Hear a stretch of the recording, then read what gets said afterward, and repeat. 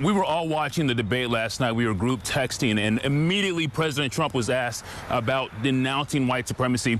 We were all saying that this is going to be a part of the national conversation and local conversation as well. So today, I sought out to find exactly how prevalent this group is in our area and how concerned we should be.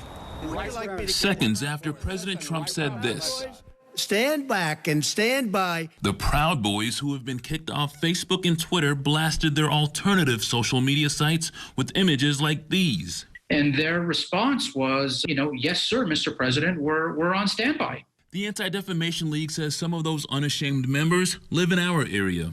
And we've seen the Proud Boys at numerous events in New England, including many of the straight pride parades. They've also had a very public presence at many of the public protests around reopening parts of the country, including here in Massachusetts. Do we know how big that presence is? Any presence is too much. So who are the Proud Boys? But we define them as a hate group because of their anti-Muslim, anti-immigrant, and misogynistic rhetoric. They regularly use racial slurs to describe Muslims.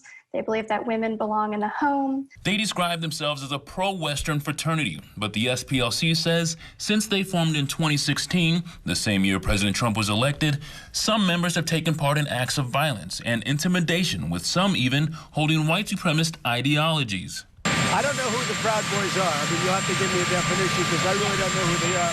I can only say they have to stand down, let law enforcement do their work. President Trump walking back comments here, but many feel this was just a formality. Given every opportunity to say simply, this is wrong, this is evil, this is dangerous, because words have consequences. And what we've seen is that when from a high place and a high stature, you give comfort and affirmation to acts of violence, words that are hateful, people take those words seriously and they act on them. And now the question is, what happens next? They can often be seen wearing MAGA hats, and they show up at lots of pro-Trump rallies and events. There's a growing concern that the election and the days leading up to it, and potentially after, could include violence.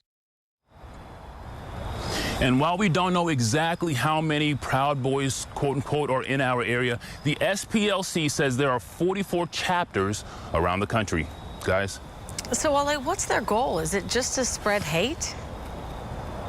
Yeah, the SPLC says their main goal is to make and normalize political violence and then blame the left. President Trump, anytime he's asked about Proud Boys, quickly brings up Antifa. So I asked a lot of groups today who study hate groups about Antifa. They, by and large, will say that Antifa does have a lot of support, even potentially locally, but they say Antifa does not have the organizational structure or the membership structure that a Proud Boys has, which has been around for going on 4 years now. But guys, there's so much more research here that I've been doing, gathering a lot of intel today. So we're going to tease ahead a little bit to tomorrow night to give you a broader and deeper look at some of the potential hate groups in our area, even outside just the Proud Boys. Wale, we need more love, less hate. We'll see you tomorrow night. Thank you so much.